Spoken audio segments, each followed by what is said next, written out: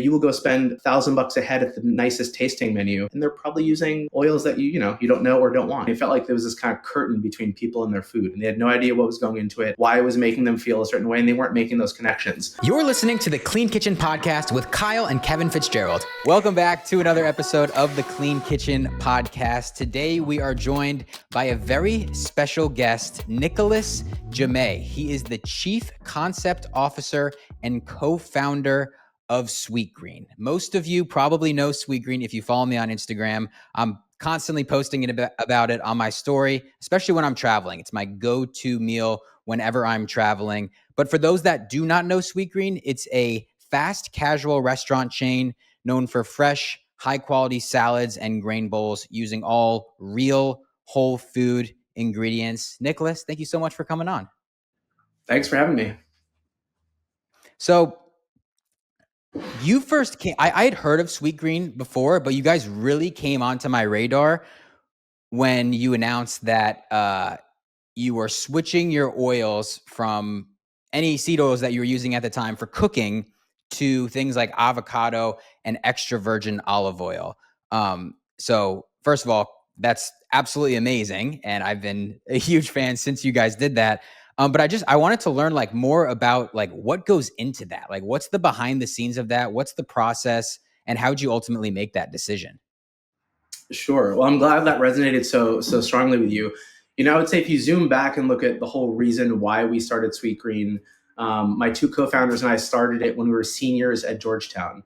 So we were these college kids that looked around and saw that all our dining options were kind of junk and didn't make you feel good. They all tasted really good. They were all kind of cool. Very accessible, easy, convenient, cheap, but none of them made you feel very good, and none of them felt very transparent. And so we wrote a business plan to kind of create an option that does that, food that could be good for you, but also all those other things. And the more we researched, we realized the whole fast food industry had evolved to a place that was not serving the consumer very well. And so we wanted to redefine fast food and kind of bring it back to, honestly, a lot of the principles where fast food was started. When you look at a lot of the ingredient labels from 50 years ago in fast food, they looked very different and a lot cleaner than they do today. So we had this vision to recreate a new model of fast food. And really, ultimately, the idea became very big. We wanted to create the next great American fast food brand that was good for you, good for the planet. So over the years, the way we've built Sweetgreen has been very different than we've seen in our industry. All the decisions we make around how we source, the farmers we work with, all the prep that goes into our restaurants, what we serve, how we talk about it, the brand we create around it, has all been very intentional and different to kind of tell a different story around food that can be fast and good. And so over the years, I think there's been some exciting moments. I think we're the largest chain to not have a Coke or Pepsi contract or fountain in our restaurants. We were very early to have compostable packaging and think about the materiality of our packaging. The level of organic and regenerative and local sourcing we do at our scale is something I'm really proud of. The oil change 2 years ago was a big one for us. And I would say over the 18 years, what goes into those decisions starts with kind of our belief in food and the food ethos that we want to see in the world. But we also spend a lot of time listening to customers and listening to the world and seeing how the conversation on food is changing. And we really started to hear more and more concern around oils, which we got really excited about because I think the more and more people want to know about their food, the more empowered they are to make good decisions. And when we started Sweetgreen, it felt like there was this kind of curtain between people and their food, and they had no idea what was going into it, why it was making them feel a certain way, and they weren't making those connections. The consumer today is definitely making more connections and wants more information. So we just heard that conversation growing. And at the time, we were only using high oleic sunflower oil, which actually has a great fatty acid profile, but we're not frying in it. There's nothing crazy high heat. It's mostly used for dressings. And so even though that is a seed oil, the more research we did and experts we talked to, it's a very complicated, nuanced topic because there's kind of research on both sides that support both sides. And for us, it was less about being, standing on this mega pulpit against seed oils and don't ever touch them. It was just believing that avocado oil and extra virgin olive oil are delicious and great oils with great fatty acid profiles, and something we're proud of. And we wanted to talk about those and just make sure people were looking at everything in their food. And so if you don't want seed oils, here's the transparency. Part of the problem is that in any restaurant, fast food or fine dining or anywhere, they never tell you what oils they're using. It's not something that is listed on menus. It's not something that is talked about. You will go spend $1,000 a head at the nicest tasting menu, and they're probably using oils that you don't know or don't want. And so for us, a lot of this was around transparency, information, and letting consumers make the choices they want around seed oils or not. Yeah, that's incredible. I love that story. Just to start, the idea of fast food being healthy in the beginning, it seems crazy right now, but we actually just did kind of a podcast on the history of fast food and Yeah. talked all about how all of these chains were just using beef tallow early on because it was common and prevalent, and it was cheap to use beef tallow, which is kind of crazy to think about. But one thing you talked about is all of these things that seem trendy or people are more interested in now: organic, the compostable material, the lack of seed oils. But early on, when you started Sweetgreen, that wasn't the case. So how did you convince the everyday customer that these things were important and this is something that they should be aware of? Yeah, it's a great question. I would say early on for us, we realized when we looked at fast food, realized that all those places that were the most delicious, cool, craveable, easy, accessible, were also all like the coolest brands. And we're like, people go there not just because of the craveability, they go there because there's like a great brand and halo and story around the food and the experience. And so we said, let's create that and let's really focus on building a really strong brand that can just create emotional connections with customers. And so early on, it was very important to us to not make our message be so preachy or prognostic, like you have to eat this, this is good for you, don't touch this, touch this. It was just like, hey, we're making good food that tastes good, and look at this cool brand, and hey, it happens to be good for you also. So we never, we kind of, our internal motto was like, never tell people to eat their veggies. It's like, you can't like point your finger at someone and tell them what to do. They have to want to do it. There has to be desire for it. And so you create desire with craveability and cultural relevance and coolness. And so very early on, we tried to build a very different kind of brand, from how we design the restaurants to how we build community around the restaurants to honestly, even our real estate strategy. For us, even when we opened our first one in New York, I remember very intentionally, we wanted to open in this new cool area that was kind of forming called the Nomad area. And 5 blocks away was Fast Food Row with every single fast casual restaurant. And everyone told us we were crazy for not opening there because there's more bodies there. And we said, no, there's actually a lot of density here. And, the Nomad is building what is going to be the coolest hotel with the number one chef in the world in the restaurant. We want to be part of that energy and show people that we are different than the rest of fast food. Early on, we used music a ton to connect and create that emotional connection. And, we had this music and food festival called the Sweetlife Festival that we grew for 6 or 7 years. And, it got to like 25,000 people a day, headlined by Kendrick Lamar, Lana Del Rey, Phoenix, The Strokes, The Weeknd. Wow. We had some pretty big bands. And again, for us, it was around, let's create this world around this kind of food that people just want to be part of. And honestly, we were very inspired by all the greatest consumer brands do this, whether it's Apple, Nike, Starbucks in the time at the day. It's like walking around with that green cup meant something.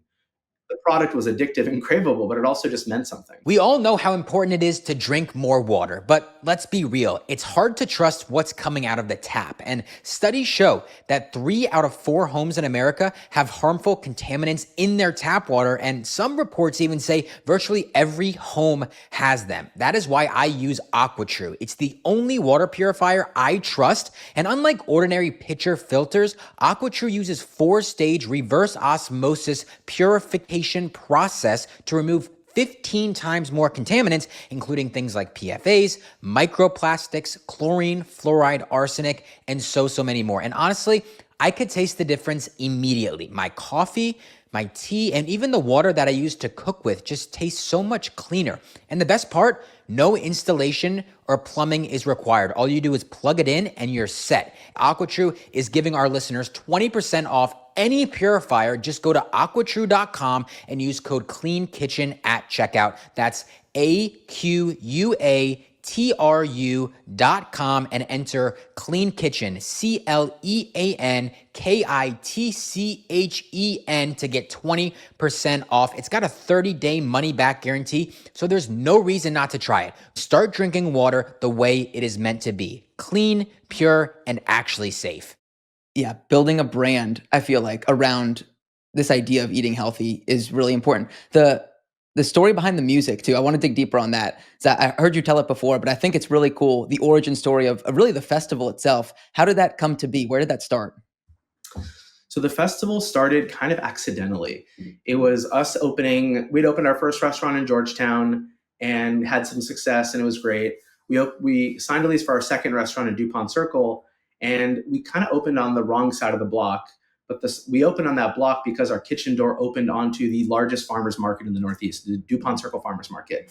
And so we could open our kitchen door and literally like wheel the crates of food in. It was amazing. But the business started really slow because we were on the wrong side of the street. And so we just bought a big speaker. My co-founder, Nate, is a DJ, and we just started playing music outside the restaurant every day, sampling food, just trying to get some energy on that side of the block. That grew into like a little block party that then grew into like a mini concert we did in the farmer's market with 1,000 people, headlined by Hot Chip. And then we met the folks from Merriweather Post Pavilion, which is one of the most iconic venues in the country. And he's like, why don't you just do it here? So we did it there, and he asked us for our dream list of bands, and we had the Strokes at the top of it. And he called us 2 weeks later. He's like, the Strokes are in. Oh, man. Like, wow, I don't know what just happened, but and then we had 15,000 people come that year, and the whole point was also for us to curate all the concessions, which was actually the hardest part of the whole thing. During a concert, it's actually like fairly easy. Venues make all their money from concessions, selling chicken fingers and Coca-Cola. And so the fight for us was actually trying to rebuild their concessions model and convince them that, hey, let's swap out the Heinz, let's swap out the soda, let's like swap all this stuff out. And I would spend half my year getting the best restaurants, farmers, food brands to like pop up and donate product. Like, Applegate Farms was a big sponsor one year. We'd have all the big natural channel and organic brands kind of come to be part of it. And it was this celebration of food, showing that, a day like being at a music festival is usually the least healthy day of your week or month or year. And we wanted to show you that that didn't have to be the case. Yeah. Would you ever bring this back? This sounds awesome. We would love to. We talk about it quite often, so hopefully one day. Oh, let's go. Were like the people that were coming to these festivals, were they health and wellness like focused? Were they going for the health, or were they more just going for the music, and then like kind of as a side effect they were being served this healthy food? I'd say obviously a little bit of both, but probably way more the second. Yeah. And it was great because consumers were then like, what is Sweetgreen? Let me learn about Sweetgreen. And the months leading up to it, like, we'd give tickets to our best customers. All of our team members would get to go. It just became this like, community building event. And if you were one of our best users, you got 2 free tickets and VIP passes to our festival. And it just created this sense of community that was really strong. And, honestly, I think when we opened in New York, again, the message was, oh, that's the place that throws the music festival, not another fast food place. Yeah. Yeah, it's such a differentiator, especially early on, to have that. Well, kind of talking about the early days, I'd love to kind of go back again to those and really get into the mindset of the three of you early on. You're starting, first of all, normal college kids aren't thinking about healthy fast food chains. So I think that's like the immediate anomaly that's like, what's different about these three? And so maybe tell us about that, because normal college kids are drinking alcohol, partying, having fun, and then they just recover quickly because that's how kind of the bodies are built. So what was so different? Why did you guys feel so passionate about this at such an early age? I think that the three of us, so Jonathan, Nathaniel, and myself, all had similarities in that our parents were all immigrants that came to this country and built businesses. They were all entrepreneurs. So we saw them kind of building companies day in and day out, blood, sweat, and tears going into building something. And so we all loved that and understood that language and that story. At the same time, at Georgetown, most people go off and become consultants, bankers, nurses, foreign service, all these things that are really important, but never really spoke to any of us. And so, we all took this class called entrepreneurship, and it just made you think, like, can you solve a problem you have in your life? And every single day we would talk about, what is like the places, the cafeteria was gross. Chipotle had just opened and it was delicious, but it didn't make you feel the best after. And there was like the old sandwich spot, all these places that you kind of loved eating in the moment, but immediately after you felt horrible, and that it probably wasn't good for you in the long term either. Yeah. And so for us, we wanted to build that, and we wrote this business plan, raised $300,000. My co-founder John had spent a summer in Australia, and they're both from LA, and I'm from New York. So we understood that we had to get a bit of a stronger connection to food and high quality food. And there were some healthier options in those cities. We just didn't see it in DC. We didn't see it in Georgetown. And the more as we started to write the business plan, we realized this was just a big opportunity in the whole fast food space. I personally grew up in a fine dining French family. My parents ran very fine dining restaurants. So I always had a connection to hospitality and food. But fast food was whole new world for us. Was it difficult convincing people to give 3 college kids $300,000 to start this? It in the moment, it was 2007, and we raised money from anyone that would talk to us. It was like $5,000 at a time. Yeah. Friends, our entrepreneurship professor actually invested in us. One of my old bosses, a restaurateur from New York. It was kind of anyone. We just scraped it together. Yeah. And honestly, people loved the idea, but it was more, I think their investment in the three of us. They're like, let's see if these kids can build something. And yeah, it was a year later with the financial crisis, it was a lot harder to raise money for our second and third restaurant in 2008.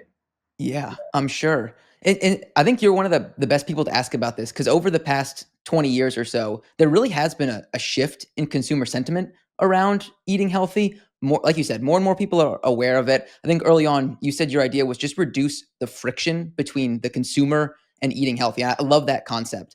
But how have you seen kind of this shift change over the past 18 years or so that you all have been in business? What does that look like from the inside?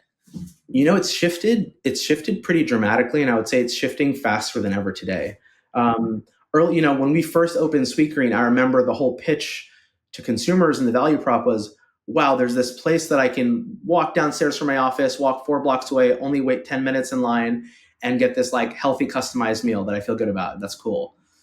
And, fast forward like 5 or 6 years later, people are like, I have to walk downstairs. I got to walk 4 blocks away. I got to wait 10 minutes. Like, are you kidding me? And so the consumer perception of friction and how they define friction shifted a lot.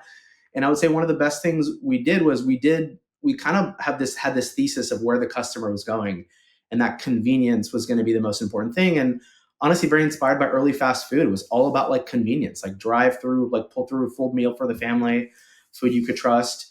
And so early on, we were kind of the first in the industry to pioneer this kind of like pick up shelf and order ahead, ordering app digitally. And so because of that, we had built such a strong digital connection with our customer very early on. Also, the fact that, the friction of not having to wait in line, like the fact that customers could order it at their desk, walk, and it was ready for you when you got there. 10 years ago was a bit novel. And so that really drove our business quite a bit, because our food was also food that you could eat every day. Like the frequency of our guests was pretty high, not only because of the ingredients we were sourcing and the type of food we're serving, but the customization. It's like someone can opt into the exact meal or nutritional preference or flavors they wanted every day. And the breadth of customization lent itself to food that you could really eat every day. So we had a high frequency guest. So removing that friction was even more important. Yeah, I never thought about that, the high frequency guest. Because you're right. If I have a pizza or something every now and again, I'm like, okay, I'm good for like a couple weeks on pizza. But whenever I'm traveling, especially for work, when I'm in New York, people want to go to Sweetgreen every single day. It's like, I'm going to Sweetgreen for lunch Monday through Friday. It doesn't even matter. I'll get the same thing. I'll get a different thing. It's consistent. I see it everywhere. It's really incredible. Yeah. And it's, first of all, I love to hear that. Second of all, it's why we also spend so much time doing a lot of these like specials and collabs and seasonal moments, because there can be fatigue when you're eating at a place so often, and most people have the 1 or 2 orders that they get. And, that only goes so far. There is fatigue that sets in around what you're ordering. So for us, being able to celebrate the seasonality and regionality of produce and ingredients and tell great stories around farmers have honestly been some of the greatest moments we've had in our history, where we get to tell these incredible stories around the change in the food system and soil and farmers that we want to see. Yeah. And something that I do love about Sweetgreen too, and this was the first time I've ever seen this, but when you walk into a Sweetgreen, there's normally a chalkboard with like every single ingredient listed out, and it's telling you the exact farm that it's coming from, the exact place. I think that's the coolest thing ever. What was the concept, the idea behind that? Yeah, it's really funny because again, I think we were kind of the first in fast food to kind of put up your like show the receipts, like where's everything from? Yeah. And we did it in 2009 when we opened our fourth restaurant. And I remember putting it up because we were spending all this time at the farmers market, interacting with all the greatest growers in the region, sourcing their food. And I remember going to these fine dining restaurants being like, oh, we use that farmer, we use that farmer, we use that farmer. And I'm like, I want to get credit for that. I want to make sure people know that we are using this level of, this quality of ingredients. And so we put up a board that listed the farms. And I remember the reaction from so many people was like, you're like, this is fast food, fast casual. No one needs to know that. No one wants to know that. Like it's, and we were like, no, we think people should know it. And the goal for us early on, like the main promise in our food ethos is really around transparency, because we're not going to be perfect with how we source things. Mother Nature makes sure of that.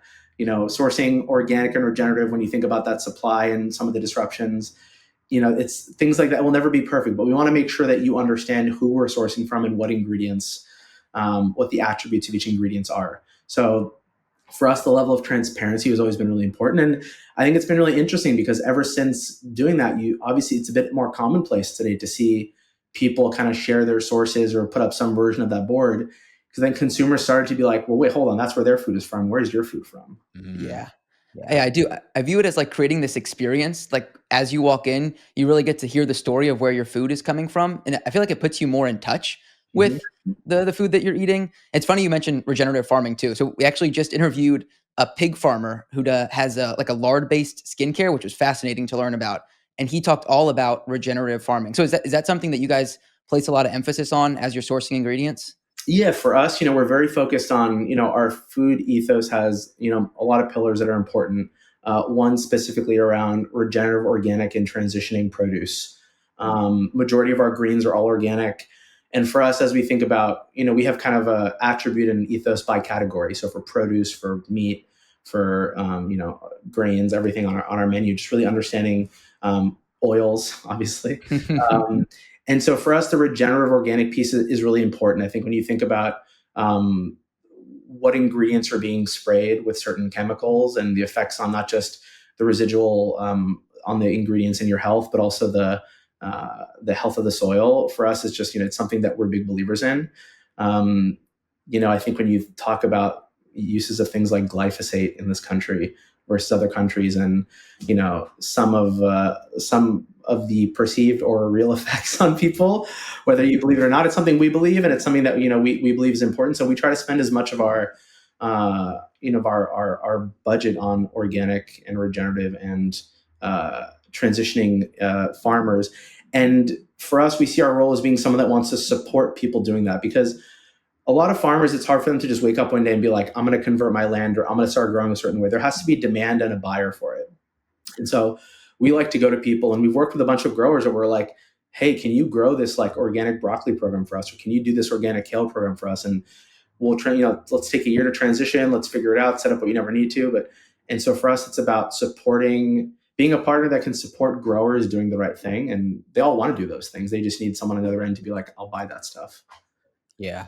I've been very fortunate to actually tour a couple of different regenerative farms, Simple Mills, which I'm sure you're familiar with that brand, which, by the way, they also use high oleic sunflower oil in a lot of their products. And I get questions about it all the time. Yeah. And kind of quickly circling back to that, like you mentioned, the fatty acid profile of high oleic sunflower oil is completely different than your average seed oil. It's actually more similar to something like avocado oil.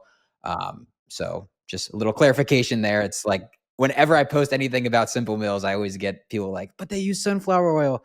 I'm like, well, it's a little bit different. Anyway, I was lucky enough to tour a couple of their farms that they source their ingredients from. And it just gave me like a whole new appreciation for farming, but also like regenerative farming and what goes into it. And I remember the recent farm that I went to, I believe it was in, where did I go? Missouri? Where did I go, Kevin? No. Minneapolis? Were you in? Yeah. I think, Minneapolis. Yeah.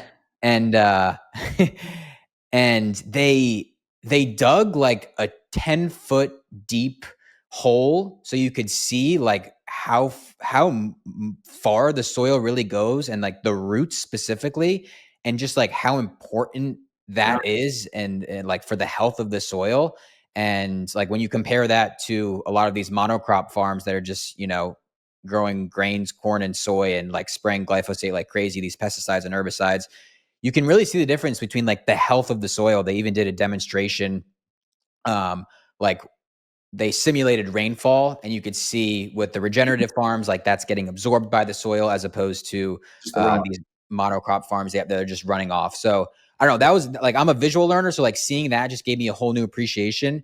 Have you been able to tour any of the farms, or are there any like cool experiences like that you've experienced? Yeah, we spend a lot of time visiting our farmers. We have an incredible supply chain team that I'm so proud of, and I love working with them. And they spend a lot of their time in the fields, like building these relationships with growers and farmers, and understanding all those inputs. And it's hard work. It'd be so much easier, and we'd be way more profitable if we just bought all the commodity vegetables. But that's not the change we're trying to see. I would say, first of all, part of the reason why we think it's so important to source regenerative and organic is we also just think that creates the best tasting ingredients. We think all like the nutrient density is flavor density. And so when you think about rich soil, that means rich flavor. And so, we did a really great, one of my favorite moments at Sweetgreen is when we worked with Dan Barber and Row 7, right when he launched, to be the first buyer and grower of Kogi nut squash. So Dan Barber has this company called Row 7 that breeds seeds for flavor, and is trying to redefine kind of people's relationship with vegetables and seeds and how they're grown. And he's just inventing tastier vegetables. And so we kind of worked on this Kogi nut squash. We're like, we'll buy 100,000 seeds. No one had ever grown it or bought the seeds. We're like, we'll buy 100,000 seeds. We'll grow it. We picked 6 farms, 23 acres around the country. These farmers are so excited. They love to do stuff like this. This is like, so if they have someone that's like, I'll pay for it, let's go do it. Let's grow it. They love it. And even working, we work with Alex Weiser here in California, one of the most legendary farmers. And we planted these seeds and just like crossed our fingers and hoped the squash would come out of the ground.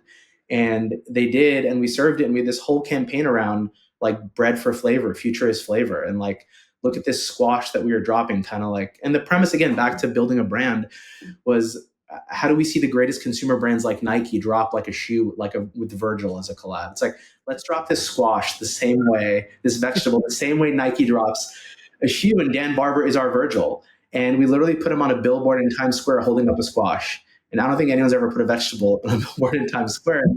But it was this amazing moment for us to talk about like, hey, this stuff makes the food just taste better.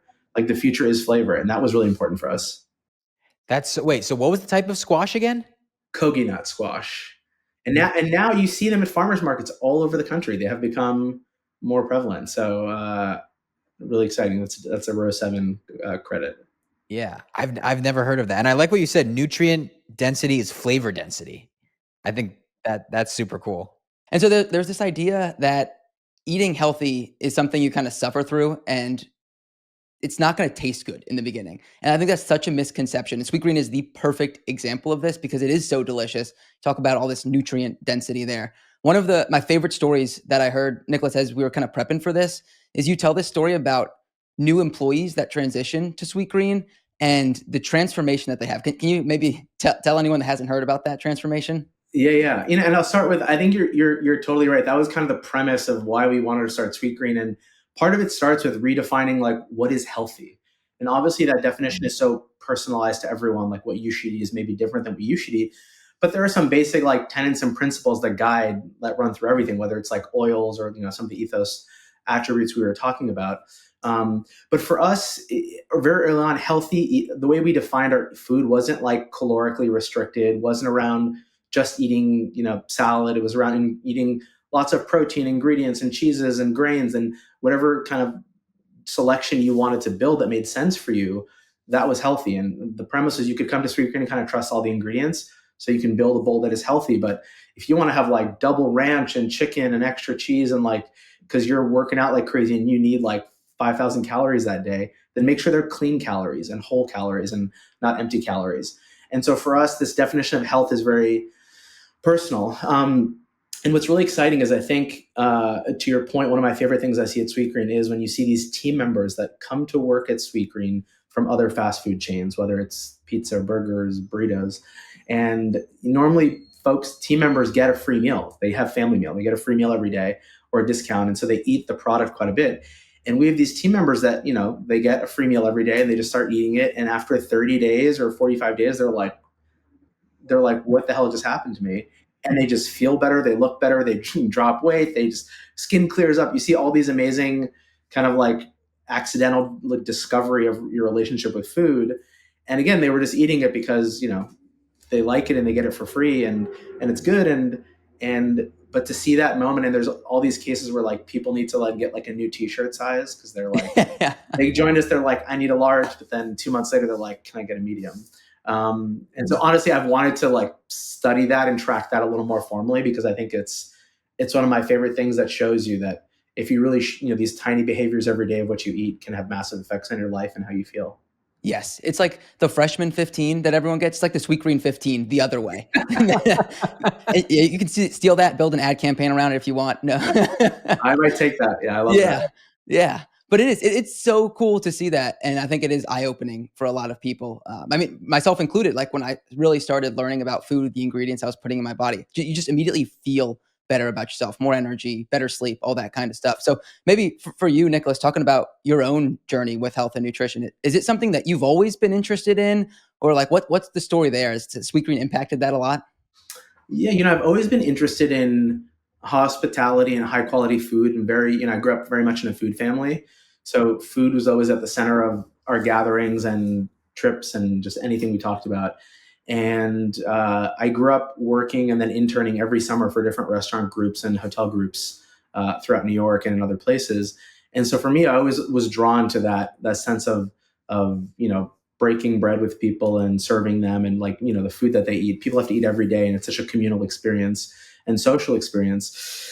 And so I was always drawn to that. But I will say, working at Sweetgreen and over 18 years has totally redefined and transformed my relationship with food and health. And specifically during COVID, I would say, during COVID, people went one of two ways. It's like either they like drank a lot and ate a lot, or you're like, I'm going to get healthy. So luckily I went the second route. And, I kind of rediscovered a whole different relationship with fitness and then the food you eat to fuel and how it made you feel, and, lost like 40, 50 pounds and just started to be really focused on, the right kind of like strength training and macros. But at the end of the day, not restricting myself and it was amazing to be able to use Sweetgreen for that. And what's been really exciting about our menu evolution is in the last couple of years, we've really broadened that range of our menu for all these different types of users. So we added this category of protein plates. We added grass-fed, grass-finished steak. Yes, grass-finished, fully pasture-raised, and made the change on oils. And so it's the idea that like I can load my bowl up with like rice and protein and veg, whatever I want, and it can be I don't even look at the calories. And I just know that the nutrient density is there and the flavor density and the quality, and it's full calories that can fuel me.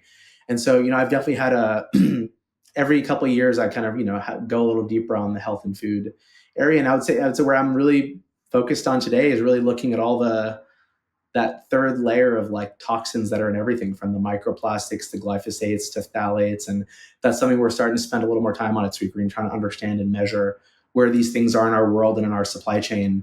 And again, it's why we believe in sourcing so much organic, so many of our greens and produce organically. But I really believe that stuff matters when you see the studies and data of health outcomes and chronic disease in the US versus other countries. There's just some pretty clear correlations that you can make, whether all the studies say it or not. Yeah. Yeah. Minimizing your exposure to all those things whenever you can. And Kevin and I talk about this all the time, but it's not about being perfect, but it's about just getting a little bit better every day or just making these small changes over time. Yeah. And then you look back and it's a huge difference and a huge impact on your life. I mean, I will tell you last month, one of my favorite things I discovered, last year, was walking through LAX, and Dunkin' Donuts has Evian glass water bottles now. Wow. I've seen that. I can get a glass water bottle at an airport. And I would always feel guilty, like, listen, I want to stay hydrated, I'm thirsty, I want to drink. and I don't really trust like the water fountains or filters in the airports. And so I'm like, okay, this is, what it's sure it's being like shipped, imported over the sea from Europe, but it's in a glass bottle and I trust it. And I think it's really, so these little moments like that, it's not being perfect, but it's just the place, there's things you can control and things you can't. In the decisions, you can control these things. If we can remove friction and make it easier for most folks to make the right decision, then I think that's a beautiful thing. Yeah. It's funny you mentioned microplastics. I feel like that's another kind of growing trend. And right now, I do feel like seed oils is still kind of at the heart of a lot of the industry within health and wellness. What do you see, like looking 5, 10 years ahead? What do you see as trends that you think could gain some mainstream adoption, things you guys have your eye on?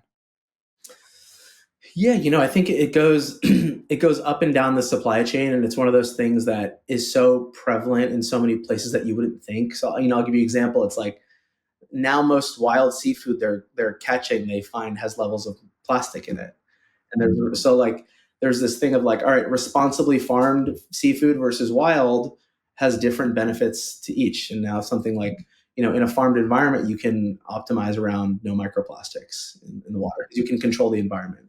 Um, Obviously, what materials folks are packaged in or cooked in or transported in, what tools you use in your kitchens. I think there's going to be a lot more testing on this stuff. We're doing some testing ourselves just to really understand these things. So, I think it'll be like up and down the supply chain, and it has to be.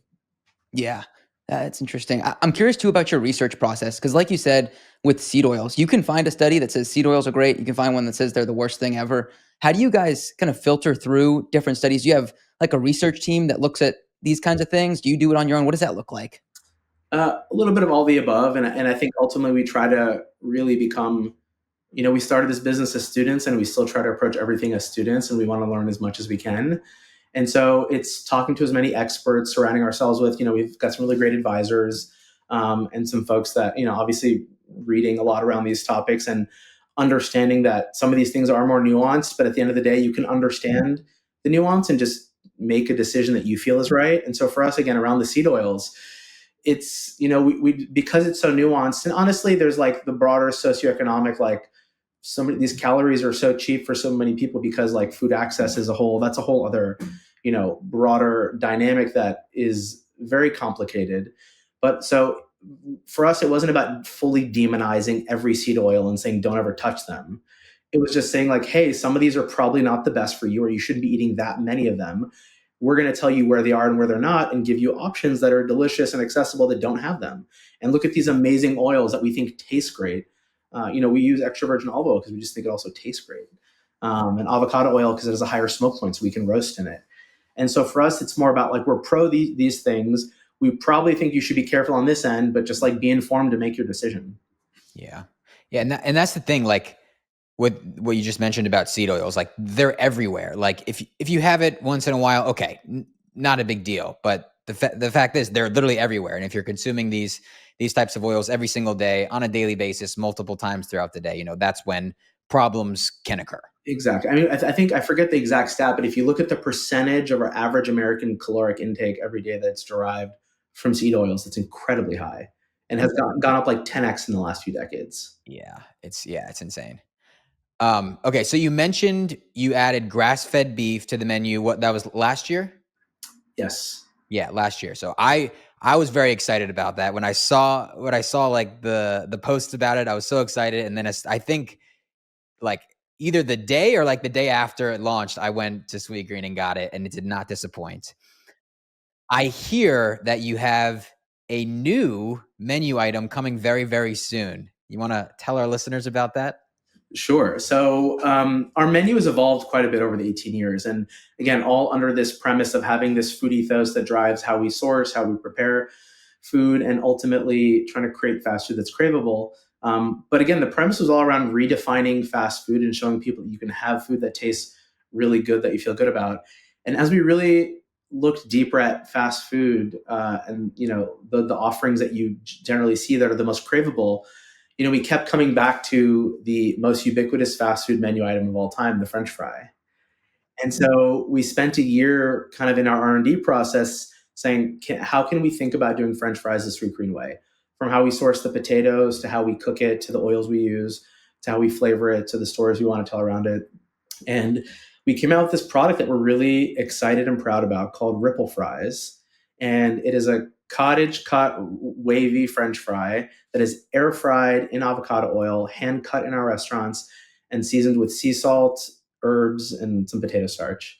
And it's 5 simple ingredients. And I think what really got us excited about that was they're really delicious and crispy, and we have these 2 new sauces that are coming with them: a pickle ketchup and a garlic aioli with no seed oils and no refined sugars.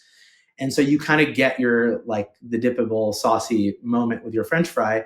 But again, they're air fried in avocado oil. And as we looked around, we didn't see anyone on a national scale in fast food that was doing French fries without seed oils.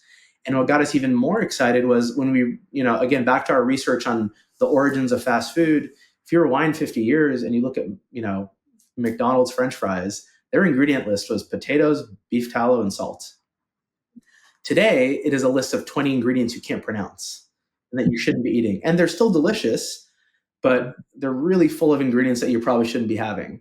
And so for us, it's like, how can we be inspired by the roots of fast food, but kind of evolve it to a place where you think it should go to, and ultimately create something that's delicious and craveable and that, you just want to eat. And so these are kind of fries you can eat every day and feel good about. Oh man, I'm so excited about these. And so this when are these going to launch? These will be live in March everywhere. Okay, so but if you're listening to this right now, these are already out at your local Sweetgreen. So definitely check them out. I'm excited. You just got me really excited. Yeah, and the message for us is it's an air fried product, and they're really delicious and crispy, but they're not going to be perfect. There's going to be, they're not going to be the same as deep fried French fries. Yeah. But for us, we're really proud of the program, the menu item, and we think they're really delicious and craveable, and the sauces are incredible. And so, I've been eating them every day, and I feel great. Yeah, for research purposes, of course. Yes. Yes. That is so cool. And I guess that would be a good time too, just to let our listeners know, like Sweetgreen is everywhere, all over the United States. But I guess if you want to give quick geographical areas where Sweetgreen is, so people know if there's one near them. Yeah, today we're around 250 restaurants all around the country in 22 states, up and down both coasts, all throughout the Midwest, Colorado, all over Texas and the South. So if we're in all, most major cities, and if we're not in your city, we'll hopefully be there soon. Yeah. Have you noticed different menu items do better in different cities? A dramatic difference between some? Yes, absolutely. When we launched our protein plates and steak, we saw them overperform like crazy in Texas and in the South. And that those wouldn't do as well. Like where else? Where doesn't that perform as well? They perform pretty well everywhere, but they just perform very well down there. Got it. So they're oversold. Texans love their meat. Texans love their meat. Yeah. Yes. Interesting. It's fascinating to see. I guess we've talked a lot about the food here too today, which is obvious why. But I think what also you guys do a tremendous job of is kind of investing in technology. Like you mentioned before, the ability to just go downstairs and get your bowl from the shelf there, that didn't exist 20 years ago. So that's incredible. Where else are you spending time on the technology side investing? Yeah, we have, been big believers in leveraging technology to kind of build our brand, our connection to our customer, and ultimately think about the experience. And so, at times in our history, we've been called a tech company, but we are a tech-enabled food company. And so, we're believers that you can leverage technology the right way to create a better food experience, and that's really powerful. So digitally, like, we talked about, we spent a lot of time on our ordering and being early in our space.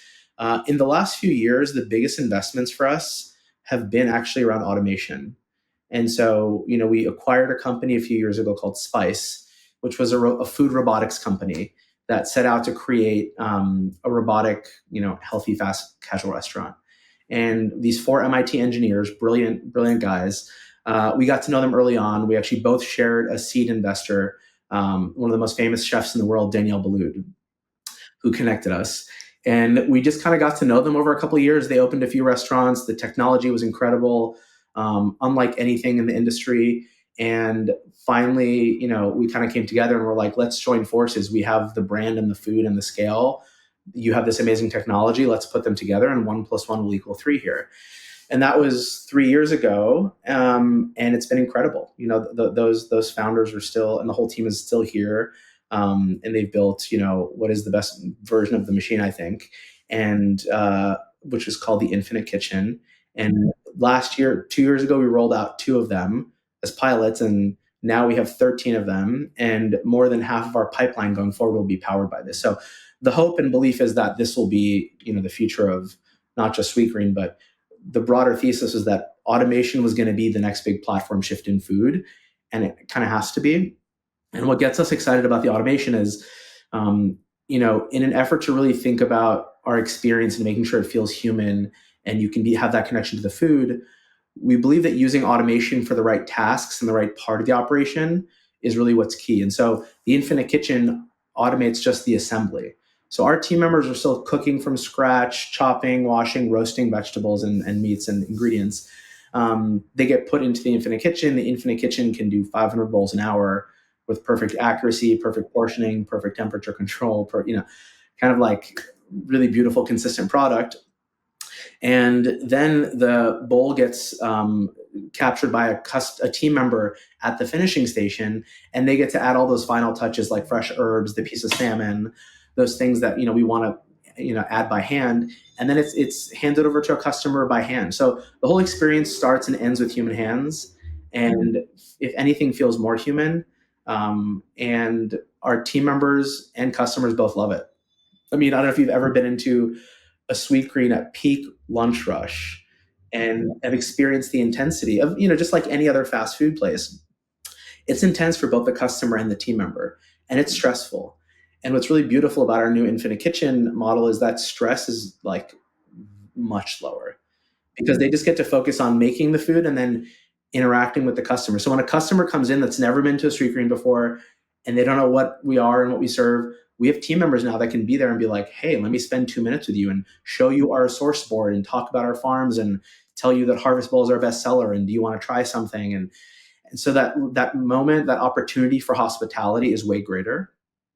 And so we're still learning a ton about the experience, and it's constantly evolving so we can keep making it better. But we really get excited about this because generally one of our biggest fears as founders in food is that 99% of food and fast food and restaurant brands that scale, their food gets shittier as they get bigger.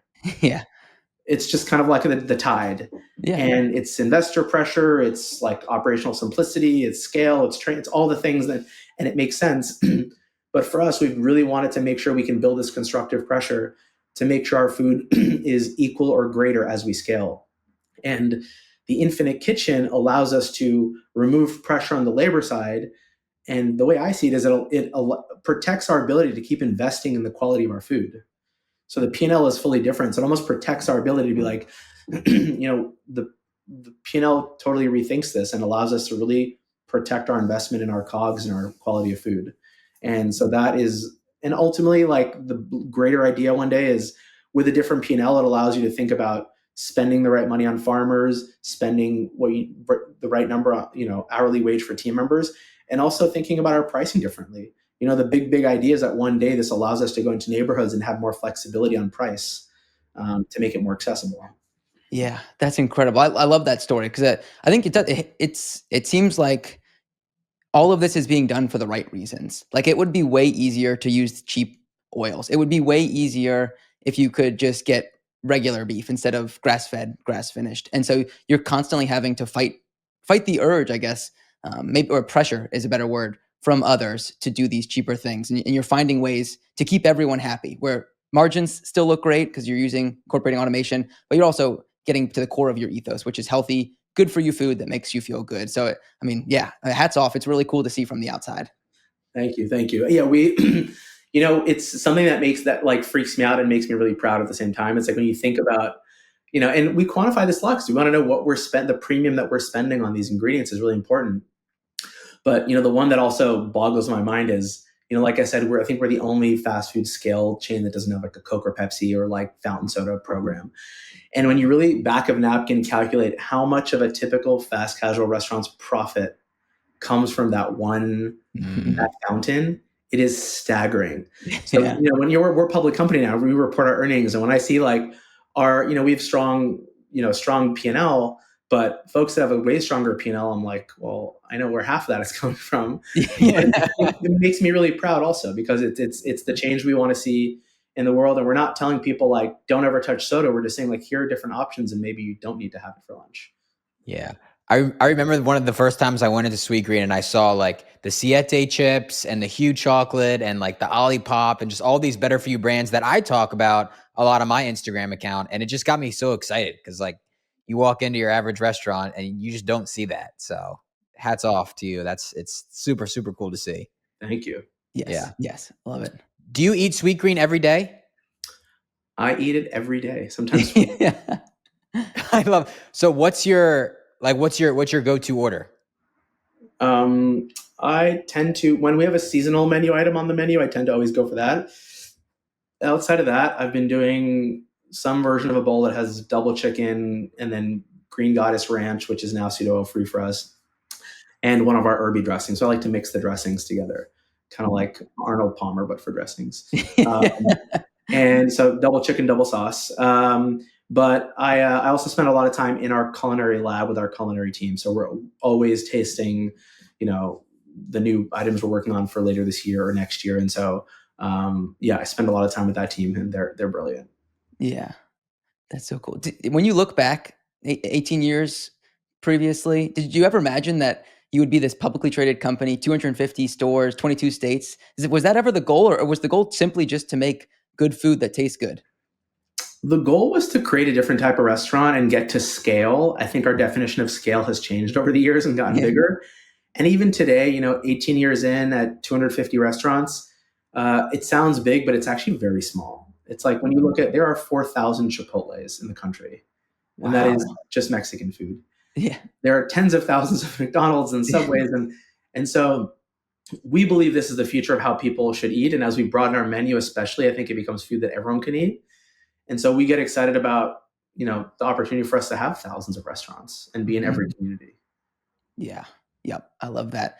Kyle and I were looking through your menu, and one area that we thought we might give you a little bit of a recommendation while you're on here, Please. is we got the Clean Kitchen bowl for you, which is a breakfast bowl. So we're gonna expand out the menu to get breakfast in there, which I probably know you're already thinking about a little bit, but some hash browns, some potatoes. You already got the fries going. Put a little bit of bacon.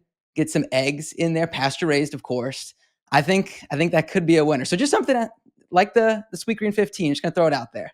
I love that. We talk about breakfast a lot, and we figure out the egg. But I also a lot of times just have a salad for breakfast. It's like Japanese breakfast version. But yeah, one day we will do breakfast, and we'll make sure to come your way and make it a clean kitchen. I love it. Yeah, that'd be super cool. Sounds good. Kyle, what else? Anything else for No, Nicolas? I don't have anything else. We hit on everything. This was an absolutely amazing conversation. Yes, thank you so much. We'll leave like links to like the closest Sweetgreen so you can go check it out. But Nicolas, anything else that you want to leave our listeners with? No, I think you asked all the great questions. I think we covered a lot of great topics, and I would say it's we're kind of just getting started. It's just the beginning for us. Just getting started. 18 years in. I love that mentality. Awesome. Well, thank you, Nicolas, for joining us. We're super excited to have you on, and I'm going to go get some Sweetgreen. Yeah, I think I'm going to go get some too. Love that. No, thank you guys. And you're big fans of what you guys do. And hope to get to hang in person someday. Absolutely. Love it. Yeah. Thanks, Nicolas. Thanks, Nicolas. The Clean Kitchen podcast is for general informational purposes only and does not constitute the practice of medicine, nursing, or other professional healthcare services, including the giving of medical advice, and no doctor-patient relationship is formed. The content of this podcast is not intended to be a substitute for professional medical advice, diagnosis, or treatment. Users should not disregard or delay in obtaining medical advice for any medical condition they may have and should seek the assistance of their healthcare professionals for any such conditions. As always, talk to your doctor or health team first. Thank you for listening to the Clean Kitchen podcast. This is a Wellness Loud production produced by Drake Peterson and Chantilly Toison, edited by Jason Siegel and mixed by Mike Frey. If you like this episode, don't forget to share it with your friends, subscribe, and give us a 5-star rating. For more shows by my team, go to wellnessloud.com.